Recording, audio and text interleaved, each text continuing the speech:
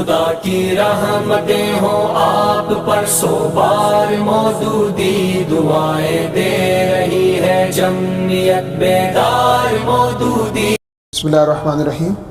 ایک نوجوان نے مولانا مودودی رحمۃ اللہ علیہ سے یہ سوال کیا کہ میں بغرض تعلیم ملک سے باہر چلا گیا تھا، داڑھی رکھ کر گھر واپس آیا تو تمام دوست احباب نے تنگ کرنا شروع کر دیا، حتیٰ کہ خود والد مکرم بھی بشدت مجبور کر رہے تھے کہ داڑھی صاف کرا دو، کیونکہ اس کی وجہ سے تم بڑے بوڑھے معلوم ہوتے ہو، اگر اسرار سے کام لوگے تو ہم تم سے کوئی تعلق نہ رکھیں گے۔ گھر سے نکلنے پر دوست احباب بہت تنگ کرتے ہیں، اس لیے مجبوراً خانہ نشینی اختیار کر لی ہے، لیکن ستم تو یہ ہے کہ اب چند اصحاب کی طرف سے یہ پیغام ملا ہے کہ اگر 8 یوم میں ہمارا مطالبہ پورا نہ کیا گیا، یعنی داڑھی نہ منڈائے گی، تو تمام برادری سے متفقہ بائیکاٹ کرا دیا جائے گا۔ بڑی عمر میں بشوق رکھ لینا، مگر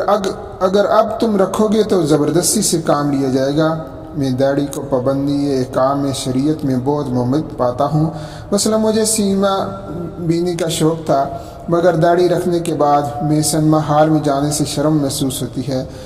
لیکن جب مخالفین کے دلائل سنتا ہوں تو کبھی کبھی شبہ ہوتا ہے کہ شاید یہی لوگ ٹھیک کہہ رہے ہیں،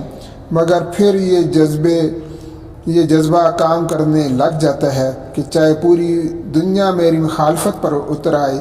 میرے رویے میں کوئی تبدیلی نہ ہوگی، للہ میری رہنمائی کیجیے تاکہ مجھے اطمینان نصیب ہو۔ اس کا جواب مولانا مودودی نے یہ دیا کہ جب آپ نے سنت رسول صلی اللہ علیہ وسلم سمجھ کر یہ کام کیا ہے تو پھر کسی کے اعتراض و مخالفت کی پرواہ نہ کیجیے، اور سب سے کہہ دیجیے کہ یہ داڑھی رہنے کے لیے آئی ہے، جانے کے لیے نہیں۔ اس کے ہوتے ہوئے اگر آپ میرے ساتھ تعلقات رکھ سکتے ہیں تو رکھیے، اور آپ کے لیے سنت رسول صلی اللہ علیہ وسلم اس قدر ناقابل برداشت ہے کہ اس کی وجہ سے میرے ساتھ تعلقات رکھنا بھی ناگوار ہے، تو بخوشی آپ قطع تعلق کر لیجئے، میرے لیے اللہ اور اس کا رسول صلی اللہ علیہ وسلم ہی کافی ہے۔